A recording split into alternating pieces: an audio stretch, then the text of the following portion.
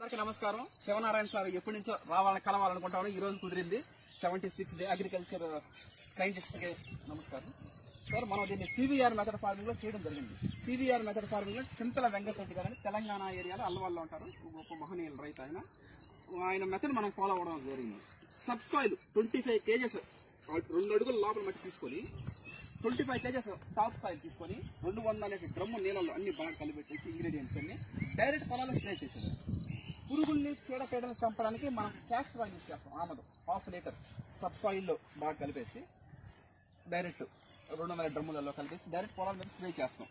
Spray చేసినప్పుడు చీడపీడలు పురుగులు అనేవి చనిపోతాయి. అవి ఎందుకు చనిపోతాయంటే దానికి లివర్ లంగ్స్ ఉండదు. ఇప్పుడు మనకి లివర్ లంగ్స్ ఉండదు, మనం ఏం కాదు బట్టి అవి చర్మ రంధ్రాల ద్వారా గాలి తీసుకుంటాయి, అంటే శ్వాస. ఎప్పుడైతే మనం మట్టి ద్రావణం కొట్టినప్పుడు చర్మ రంధ్రాలు మూసుకోపోవడం వల్ల దాన్ని ఊపిరి ఆడకుండా ఉంటాయి. ఒకవేళ అది తిన్నా దానికి లివర్ లంగ్స్ లేనందువల్ల డైజెషన్ చనిపోతుంది. ఈ విధంగా మనం పురుగుల్ని చీడపల్లి కంట్రోల్ చేస్తాం. ఎప్పుడైతే ఈ విధంగా కంట్రోల్ చేసినప్పుడు ఇంకా మనం పురుగు మందు కొట్టాల్సిన అవసరం లేదు. ఆ విధంగా పురుగు మందు బ్యాన్ చేయడం జరుగుతూ ఉంది. గ్రోతింగ్ కోసం మామూలుగా యూరియా పొటాషియం వేస్తాం కదా, మనం దీంట్లో ఏం చేస్తామంటే 1 ఎకరాకి 2 కిలోలు ఒట్టు 2 కిలోలు గోధుమలు తీసుకొని మూట కట్టి 2 kg సరిపోతుంది సార్ 1 ఎకరాకి.